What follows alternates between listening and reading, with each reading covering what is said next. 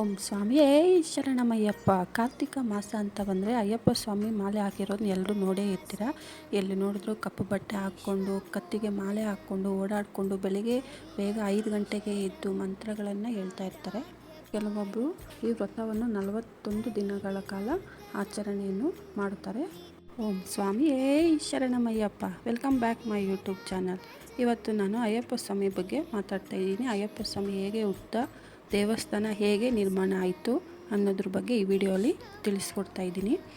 ಇನ್ನು ಶಬರಿಮಲೆ ಶ್ರೀ ಧರ್ಮಶಾಸ್ತ್ರ ದೇವಾಲಯವು ಕೇರಳದ ಪತ್ತನಂತಿಟ್ಟ ಜಿಲ್ಲೆಯಲ್ಲಿರುವ ಶಬರಿಮಲೆ ಎಂಬ ಬೆಟ್ಟದ ಮೇಲೆ ನೆಲೆಗೊಂಡಿದೆ. ಅಯ್ಯಪ್ಪನನ್ನು ಹರಿಹರ ಪುತ್ರ ಎಂದು ಕರೆಯುತ್ತಾರೆ. ಇನ್ನು ಅಯ್ಯಪ್ಪನಿಗೆ ಹರಿಹರ ಪುತ್ರ ಎಂದು ಹೇಗೆ ಹೆಸರು ಬರ್ತೈತೆ ಅಂದರೆ, ಹರಿ ಅನ್ನೋದು ವಿಷ್ಣು, ಹರ ಎನ್ನುವುದು ಶಿವನು. ಶಿವನಿಗೂ ವಿಷ್ಣುವಿಗೂ ಹುಟ್ಟಿದ ಮಗುವೇ ಅಯ್ಯಪ್ಪ ಸ್ವಾಮಿ. ಅದು ಹೇಗೆ ಸಾಧ್ಯ? ಶಿವನಿಗೂ ವಿಷ್ಣುವಿಗೂ ಹೇಗೆ ಅಯ್ಯಪ್ಪ ಹುಟ್ಟುತ್ತಾನೆ ಅಂತ ಅಂದರೆ, ಶಿವನು ಮೋಹಿನಿ ಅವತಾರ ಇಟ್ಟಿದ್ದಾಗ ಶಿವನಿಗೂ ಮೋಹಿನಿ ಅವತಾರಕ್ಕೂ ಹುಟ್ಟಿದ ಮಗುವೇ ಶಬರಿಮಲೆ ಅಯ್ಯಪ್ಪ. ಹರಿಹರ ಸುತನ್ ಎಂದೂ ಕರೀತಾರೆ. ಅಯ್ಯಪ್ಪ ಹುಟ್ಟಿದಾಗ ಕತ್ತಲ್ಲಿ ಒಂದು ಮಣಿ ಹಾಕಿರ್ತಾರೆ. ಆದ್ದರಿಂದ ಅಯ್ಯಪ್ಪನಿಗೆ ಮಣಿಕಂಠ ಎಂದು ನಾಮಕರಣ ಮಾಡುತ್ತಾರೆ. ಅಯ್ಯಪ್ಪನ ಅವರ ತಂದೆ ತಾಯಿ ಒಂದು ಕಾಡಲ್ಲಿ ಬಿಟ್ಬಿಟ್ಟು ಹೋಗ್ಬಿಟ್ಟಿರ್ತಾರೆ. ಅಯ್ಯಪ್ಪ ಹೇಗೆ ಬೆಳೀತಾನೆ, ಹೇಗೆ ರಾಜಶೇಖರ ರಾಜನಿಗೆ ಸಿಗ್ತಾನೆ ಅಂತ ಇನ್ನು ಮುಂದೆ ವಿಡಿಯೋಲಿ ನೋಡೋಣ. ಒಂದು ದಿನ ರಾಜಮನೆತನಕ್ಕೆ ಸೇರಿದ ಪದಳಂ ಸಾಮ್ರಾಜ್ಯದ ರಾಜಶೇಖರ ಎಂಬ ರಾಜನು ಕಾಡಿನಲ್ಲಿ ಹೋಗುತ್ತಿರುವಾಗ ಅಲ್ಲಿ ಒಂದು ಮಗು ಅಳುತ್ತಾ ಇರುತ್ತದೆ. ಆ ಮಗುವನ್ನು ನೋಡಿದ ರಾಜನು ಆ ಮಗುವನ್ನು ತೆಗೆದುಕೊಂಡು ಒಂದು ಋಷಿಯ ಹತ್ತಿರ ಹೋಗುತ್ತಾನೆ. ಆಗ ಆ ಋಷಿಯು, ಈ ಮಗುವನ್ನು ತೆಗೆದುಕೊಂಡು ನಿಮ್ಮ ಮನೆಗೆ ಹೋಗು, ನಿಮ್ಮ ಸ್ವಂತ ಮಗು ಥರ ಈ ಮಗುವನ್ನು ಬೆಳೆಸು ಎಂದು ಹೇಳುತ್ತಾನೆ. ಆಗ ರಾಜನಿಗೆ ತುಂಬ ಖುಷಿಯಾಗುತ್ತದೆ. ಏಕೆಂದರೆ ರಾಜನಿಗೆ ಎಷ್ಟೋ ವರ್ಷಗಳಿಂದ ಮಗುವೇ ಆಗಿರುವುದಿಲ್ಲ. ರಾಜನು ಎಷ್ಟೋ ಖುಷಿಯಿಂದ ಮಗುವನ್ನು ಮನೆಗೆ ಕರೆದುಕೊಂಡು ಹೋಗಿ ಮಗುವಿಗೆ ಮಣಿಕಂಠ ಎಂದು ನಾಮಕರಣ ಮಾಡುತ್ತಾನೆ. ಅಯ್ಯಪ್ಪನು ಬಂದ ಸ್ವಲ್ಪ ದಿನದ ಮೇಲೆ ರಾಜನಿಗೆ ಒಂದು ಗಂಡು ಮಗು ಹುಟ್ಟುತ್ತದೆ. ಅಯ್ಯಪ್ಪನು ರಾಜ್ಯದ ಎಲ್ಲ ಪ್ರಜೆಗಳ ಪ್ರೀತಿಯ ಮಗನಾಗಿ ಬೆಳೆಯುತ್ತಾನೆ. ಅಯ್ಯಪ್ಪನ 12ನೇ ವಯಸ್ಸಿನಲ್ಲಿ ರಾಜನು ಮಣಿಕಂಠನನ್ನು ಉತ್ತರಾಧಿಕಾರಿ ಎಂದರೆ ಯುವರಾಜನಾಗಿ ಪಟ್ಟಾಭಿಷೇಕ ಮಾಡಬೇಕೆಂದು ನಿರ್ಧಾರ ಮಾಡುತ್ತಾನೆ. ಆಗ ದುಷ್ಟ ಮಂತ್ರಿ ರಾಣಿ ಹತ್ರ ಹೋಗಿ, ಮಣಿಕಂಠನು ನಿಮ್ಮ ಸ್ವಂತ ಮಗನಲ್ಲ, ಅವನೇಕೆ ರಾಜನಾಗಬೇಕು, ಅವನಿಗೇಕೆ ಪಟ್ಟಾಭಿಷೇಕವನ್ನು ಮಾಡಬೇಕು ಎಂದು ರಾಣಿ ಹತ್ರ ಹೇಳಿ ನಿನ್ನ ಮಗನನ್ನು ರಾಜನಾಗಿ ಮಾಡಬೇಕೆಂದು ಹೇಳುತ್ತಾನೆ. ಆವಾಗ ರಾಣಿ ಏನು ಮಾಡ್ತಾಳೆ ಅಂದರೆ, ಹೊಟ್ಟೆ ನೋವು ಎಂದು ನಾಟಕ ಮಾಡ್ತಾಳೆ.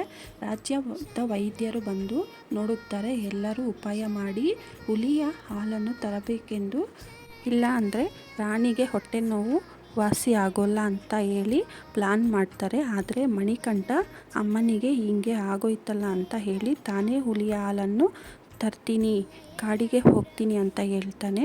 ಆದರೆ ರಾಜನಿಗೆ ಇಷ್ಟ ಇರೋಲ್ಲ. ಆದರೂ ಏನು ಮಾಡೋದು ಅಂತ ಹೇಳಿ ಕೊನೆಗೆ ರಾಜನು ಒಪ್ಕೊಳ್ತಾನೆ. ಎಲ್ಲರೂ ಮಣಿಕಂಠ ಹುಲಿಯ ಕೈಯಲ್ಲಿ ಸತ್ತು ಹೋಗ್ತಾನೆ, ಕಾಡಿನಿಂದ ವಾಪಸ್ ಬರೋಲ್ಲ ಅಂತ ಅಂದ್ಕೊಂಡಿರ್ತಾರೆ. ಆದರೆ ಅವರ ಊಹೆಗೂ ಮೀರಿದ ಹಾಗೆ ಮಣಿಕಂಠ ಹುಲಿಯ ಹಾಲು ನಮ್ಮ ಅಮ್ಮನ ವೈದ್ಯಕ್ಕೆ ಸಾಕಾಗುತ್ತೋ ಇಲ್ವೋ ಅಂತ ಹುಲಿಯ ಮೇಲೆ ಕೂತ್ಕೊಂಡು ಹುಲಿಯನ್ನೇ ತನ್ನ ಮನೆಗೆ ಕರೆದುಕೊಂಡು ಬರ್ತಾನೆ. ಆ ರಾಜ್ಯದಲ್ಲಿ ಇರೋರೆಲ್ಲ ಮಣಿಕಂಠನನ್ನು ದೈವಾನುಗ್ರಹ ಅಂತ ಭಾವಿಸ್ತಾರೆ. ಅವರ ತಾಯಿ ಅಳ್ತಾಳೆ, ಆಗ ನನ್ನ ಕ್ಷಮಿಸು, ಸಿಂಹಾಸನದ ಮೇಲೆ ಆಸೆ ಬಿದ್ದು ನನ್ನ ಮಗನೇ ರಾಜನಾಗಬೇಕು, ನನ್ನ ಮಗನಿಗೆ ಪಟ್ಟಾಭಿಷೇಕ ಆಗಬೇಕೆಂದು ಆಸೆ ಬಿದ್ದು ತಪ್ಪು ಮಾಡಿಬಿಟ್ಟೆ ಅಂತ ಕಣ್ಣೀರಿಡ್ತಾಳೆ. ಆಗ ಅಯ್ಯಪ್ಪನು, ನನಗೆ ರಾಜ್ಯದ ಮೇಲೆ ಆಗಲಿ ರಾಜ್ಯದ ಸಿಂಹಾಸನದ ಮೇಲೆ ಆಗಲಿ ಯಾವ ಆಸೆಯೂ ಇಲ್ಲ, ನಾನು ಜನಗಳಿಗಾಗಿ ಬದುಕುತ್ತೇನೆ ಎಂದು ರಾಜ್ಯವನ್ನು ತ್ಯಜಿಸಿ ತಪಸ್ವಿ ಆಗ್ತಾನೆ. ಆಗ ರಾಜನು ಅಯ್ಯಪ್ಪನಿಗೆ ದೇವಸ್ಥಾನವನ್ನು ಕಟ್ಟಿಸಲು ನಿರ್ಧಾರ ಮಾಡುತ್ತಾನೆ. ಸ್ಥಳಕ್ಕಾಗಿ ಮಣಿಕಂಠ ಹೇಳುತ್ತಾನೆ, ನಾನು ಬಾಣ ಬಿಡುತ್ತೀನಿ, ಆ ಬಾಣ ಎಲ್ಲಿಗೆ ಹೋಗಿ ಬೀಳುತ್ತದೆಯೋ ಅಲ್ಲಿ ನನಗೆ ದೇವಾಲಯವನ್ನು ಕಟ್ಟಿಸಿ ಅಂತ. ಹಾಗೆಯೇ ರಾಜನು ಮಗನ ಮಾತಿನಂತೆ ದೇವಸ್ಥಾನವನ್ನು ಕಟ್ಟುತ್ತಾನೆ. ಮಣಿಕಂಠ 12ನೇ ವಯಸ್ಸಿನಲ್ಲಿಯೇ ಅಯ್ಯಪ್ಪ ಸ್ವಾಮಿಯಾಗಿ ರೂಪ ತಾಳುತ್ತಾನೆ. ಬಾಣವು ಇಳಿದಿರುವ ಸ್ಥಳ ಈಗ ಅಯ್ಯಪ್ಪ ಸ್ವಾಮಿ ಅಂದರೆ ಇವಾಗಿರೋ ದೇವಸ್ಥಾನದ ಗರ್ಭಗುಡಿ ಇದೆ ಅಲ್ವಾ, ಆ ಜಾಗದಲ್ಲಿಯೇ ಬಿದ್ದಿತ್ತು. ಅಲ್ಲೇ ರಾಜ ದೇವಸ್ಥಾನವನ್ನು ಕಟ್ಟಿಸಿದ್ದು. ಈ ದೇವಸ್ಥಾನ ವರ್ಷ ಪೂರ್ತಿ ತೆಗೆದಿರೋಲ್ಲ. ಮಂಡಲ ಪೂಜೆ, ಮಕರ ವಿಳಕ್ಕು ಮತ್ತು ಚಿತ್ರ ವಿಷು ದಿನಗಳಲ್ಲಿ ಪೂಜೆ ಮಾಡಲಾಗುತ್ತದೆ. ಅಂದರೆ ಮಕರ ಸಂಕ್ರಾಂತಿ ಹಬ್ಬದ ಟೈಮಲ್ಲಿ ಮಾತ್ರ ದೇವಸ್ಥಾನ ಓಪನ್ ಮಾಡಿರುತ್ತಾರೆ. ದೇವಸ್ಥಾನಕ್ಕೆ ಹೋಗುವ ಮೊದಲು 41 ದಿನಗಳ ಮಾಲೆ ಹಾಕಿಕೊಂಡು ವ್ರತ ಮಾಡಿ ದೇವಸ್ಥಾನಕ್ಕೆ ಹೋಗಿ ಬರುತ್ತಾರೆ. ಇನ್ನು ಎಷ್ಟೋ ಕಥೆಗಳಿವೆ. ಅಯ್ಯಪ್ಪನಿಗೆ ವಾವರ್ ಅನ್ನೋ ಒಬ್ಬ ಫ್ರೆಂಡ್ ಇರೋದಾಗಿ ಹೇಳ್ತಾರೆ. ಇವಾಗಲೂ ಶಬರಿಮಲೆ ಹೋಗುವಾಗ ಒಂದು ಮಸೀದಿ ಇದೆ, ಅಲ್ಲಿಗೆ ಅಯ್ಯಪ್ಪನ ಭಕ್ತರು ಇವಾಗಲೂ ಅಲ್ಲಿಗೆ ಹೋಗುತ್ತಾರೆ. ಅದು ಹಿಂದೂ ಮುಸ್ಲಿಮರ ಮಧ್ಯೆ ಸ್ನೇಹದ ಸಂಕೇತ ಎಂದು ಕರೆಯುತ್ತಾರೆ. ಈ ಮಸೀದಿ ವಾವರ್ಗೆ ಸಮರ್ಪಿತವಾಗಿರುತ್ತದೆ. ಮಕರ ಸಂಕ್ರಾಂತಿಯಲ್ಲಿ ಕಾಣಿಸೋ ಜ್ಯೋತಿಯನ್ನು ಭಕ್ತರು ಅಯ್ಯಪ್ಪನೆಂದು ನೋಡುತ್ತಾರೆ. ಅಯ್ಯಪ್ಪನು ಆ ಜ್ಯೋತಿಯಲ್ಲಿಯೇ ಇರುವುದಾಗಿ ಭಾವಿಸುತ್ತಾರೆ. ಆ ಜ್ಯೋತಿಯೇ ಅಯ್ಯಪ್ಪನ ಸಂಕೇತ ಎಂದು ನಂಬುತ್ತಾರೆ. ಎಷ್ಟೋ ಲಕ್ಷಾಂತರ ಭಕ್ತರು ಅಯ್ಯಪ್ಪನ ದರ್ಶನಕ್ಕೆ ಎಂದು ಬರುತ್ತಾರೆ. ಅಯ್ಯಪ್ಪನ ಭಕ್ತರು ಕಪ್ಪು ಬಟ್ಟೆಯನ್ನು ಧರಿಸಿ ಮಾಲೆಯನ್ನು ಹಾಕಿಕೊಂಡು 41 ದಿನದ ವ್ರತವನ್ನು ಆಚರಿಸಿ ಅಯ್ಯಪ್ಪನ ಬೆಟ್ಟವನ್ನು ಹತ್ತಿ ಅಯ್ಯಪ್ಪನ ದರ್ಶನಕ್ಕಾಗಿ ಅಯ್ಯಪ್ಪನ ನಾಮ ಸ್ಮರಣೆಯನ್ನು ಮಾಡುತ್ತಾ ಬೆಟ್ಟವನ್ನು ಹತ್ತಿ ದರ್ಶನವನ್ನು ಪಡೆದು ಹಿಂತಿರುಗುತ್ತಾರೆ.